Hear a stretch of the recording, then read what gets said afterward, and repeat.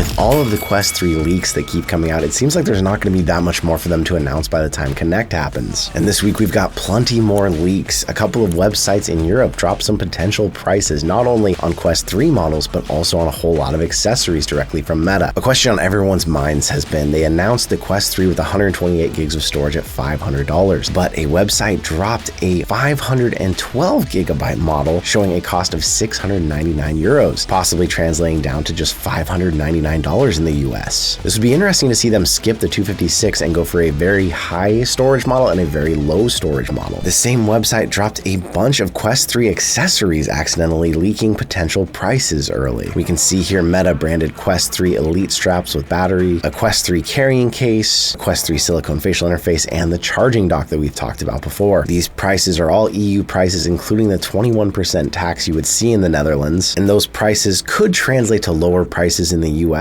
Road to VR came out with a pricing model that they believe would be the correct price for the US, meaning we would see the charging dock go for 120 in the US, as the Elite strap with battery would also be 120, the carrying case 60, and the facial interface 40. These seem like pretty on par prices with what we've seen with Meta accessories before. Branded accessories tend to always cost a lot more than third party, but early adopters who don't have other options usually had to buy these, especially as they're at the store right next to the Quest itself. Personally, for me, the only one of these accessories that really looks interesting is that charging dock. We've talked about it a bit before when we saw some of the patents come out of what the design might be. It looks like it replaces the batteries in the controllers and makes them wirelessly charge on the dock. It uses the 3-pin connector on the bottom of the Quest 3 to charge it up. And $120 is a high price. There may be aftermarket models that you can get a month or two later, but initially that's the only one I think I would probably consider getting. Speaking of Quest 3 accessories, there's been a big question of, will any Quest 2 aftermarket accessories work for the Quest 3? A photo leaked this last week on Twitter showing that most likely any sort of snap-on Elite style head straps wouldn't work. We were suspicious of that already because there are holes now accommodating the USB and the aux port on the Quest 3, but the size difference definitely looks significant enough you're not going to be able to snap anything on. An important thing to think about here, a lot of people in the Twitter comments were quick to say, well, I guess no accessories are going to work and nothing's going to work for this. This doesn't necessarily mean that no head strap will work. Bobo VR M2 style straps actually slide on from the back and they don't cover where those ports are at all. So it's possible if the size, the width is still close enough, some may work or be modified easily to work, but something to consider about the controllers, the headset cases should work. Grips that only attach to the bottom, just like the ones I've used on the Quest Pro from the Quest 2, may still also work. So we may see a good amount of accessories that'll work after the fact, and I'll definitely be checking them out for you as soon as I get my hands on a Quest 3. It's amazing how we're always extremely excited about the next headset, but as soon as we almost know everything about it, we start talking about the next headset beyond that. And there may be another Meta Quest coming soon that would be an extremely low price point to be reachable for everyone. There was a hardware roadmap leaked by The Verge, and it mentions a Quest headset codenamed Ventura coming in 2024 that would actually be a low-cost model, potentially a heavily downgraded Quest 3 that would replace all of the Quest 2s on the market and get people in for less than $200. We haven't seen a Meta headset that cheap since the Oculus Go, and that was a 3 degrees of freedom, didn't have room scale VR. It's possible though, now that we're seeing prices drop on these, I mean, that's only $100 less than the Quest 2 already is. A new low-end $200 headset would be really cool to see out there in the world for anyone who wanted to be able to get into VR easily, but how far do you think they'd have to downgrade the Quest 3 to get it to a $200 price point? Could it maybe not include controllers and just rely on the hand tracking and apps that use hand tracking, similar to the Apple Vision Pro? What do you think? On the other end of the spectrum, it sounds like Meta might be partnering up with LG to make an extremely high-end headset. This high-end model wouldn't come out till 2025, would use a lot of LG's products, including even LG displays, LG internal electronics, and this would see Meta potentially trying to position themselves at a point where they could still compete with the high end of VR, XR headsets like the Apple Vision Pro. Reports claim this headset would be around $2,000, which is a high price, obviously, compared to Meta's other headsets, but much lower than Apple Vision Pro's $3,500 headset. Some reports claim that this would be called the Quest 4 Pro, which doesn't seem to be terribly legitimate, or at least would be kind of a strange name, especially after the last Pro lineup didn't work as well. I feel like maybe they would go for a different name altogether. I think with most Meta fans being used to the $500 price point we keep seeing on headsets, it'd be hard to sell anything at $2,000 unless it really felt like it was keeping up with the top end of the market. With all of this, it definitely seems like Meta's got some things in the work, and we already know a little bit about the future that they're looking towards from the prototypes we've reported on with you here before. One of those, of course, being their Flamera headset, and recently some of the people at Upload VR actually got to try out the headset. This is that pass-through AR headset that lets in a full spectrum of light through what looks like bug eyes on the front of it to create a much more lifelike pass-through. They said on the prototype it was surprising because the display display system it uses is actually pretty awful. They said the field of view is only about half of that of the Quest, but the whole point of this system was really to show off the minimal headset thickness with just using off-the-shelf components and trying to show off the novel capture system. They said that it really does show a real-world pass-through view. There's no distortion or offset of any kind looking through this. I'll leave a link to the full article in case you want to dive in and check out more of what they said. It's interesting to see if they're actually letting media try some of these prototypes, because that's something in the past they haven't been real open with letting us try the prototypes and just seeing them in videos that they reveal them in instead. It'll be interesting to see what happens in the next 2 years for sure. With how close we are coming to the Quest 3 launch, we're seeing a lot of apps out there adding new AR pass-through modes, other hand tracking modes, and Demio, a game you've heard me talk about on the channel a lot before, brought out their hand tracking in mixed reality. Of course, that's a big feature that's going to be working on the Quest 3 with its clear color mixed reality, and also mentioned that it's going to be coming to the Apple Vision Pro. This update is already out and can be played on the Quest 2 in black and white, or of course if you play on the Quest Pro you will see that mixed reality color pass through. I think it's really exciting to see some of these games starting to be developed though for the Apple Vision Pro, even though they've been pretty specific about not showing it as a virtual reality gaming headset, and seeing how they're going to translate over from Quest 3 will be really interesting. That said, there's lots more news coming this month. Obviously, Meta Connect at the end of the month, which we've been invited to. I'll actually be there in person. There's some other big things going on. We're doing our first Quest 3 giveaway, which I'll leave a link to down below in case you haven't gotten entered in that already. But once again, thank you so much for being here with me. I apologize if my voice is a little weird. I'm getting over a cold right now, but we're still here. We're still bringing you the news and happy to hang out with all of you. So thank you again, and I will see you